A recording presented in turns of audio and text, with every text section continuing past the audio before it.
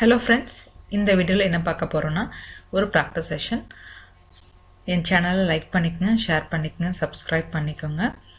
டிஸ்கிரிப்ஷன்ல டெலிகிராம் குரூப்போட லிங்க் கொடுக்குறேன். டிஎன்பிஎஸ்சிக்கும் டிஆர்பிக்கும். ஸோ யாராவது ப்ரிப்பேர் பண்ணிட்டு இருந்தீங்கன்னா அவங்க ஜாயின் பண்ணிக்கோங்க. கொஷின்குள்ள போகலாம்.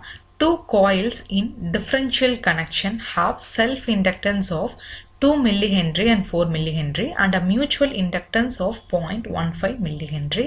The equivalent inductance of the combination is அப்படின்னு கொடுத்துருக்காங்க. ஓகேங்களா?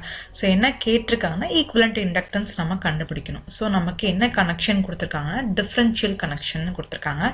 ஸோ அப்போ அதுக்கு ஃபார்முலா என்னன்னா L1 plus L2 minus 2M. So இந்த L1 L2ங்கிறது self inductance. So 2 plus 4 minus 2 into mutual inductance பார்த்தீங்கன்னா 0.15. So 6 minus 0.3. So L effective அப்படிங்கிறது 5.7 millihenry. ஸோ இது வந்து ஒரு டேரக்டான கொஷின் தான். ஸோ இதில் நோட் பண்ண வேண்டிய விஷயம் என்னன்னா என்ன டைப் ஆஃப் கனெக்ஷன் அப்படிங்கிறதா. ஸோ இந்த டிஃபரன்ஷியல் கனெக்ஷன் நமக்கு இங்கே மைனஸ் வருது. ஓகேங்களா? ஸோ உங்களுக்கு டவுட்ஸ் இருந்தால் கமெண்ட் செக்ஷனில் கமெண்ட் பண்ணுங்கள். தேங்க்யூ.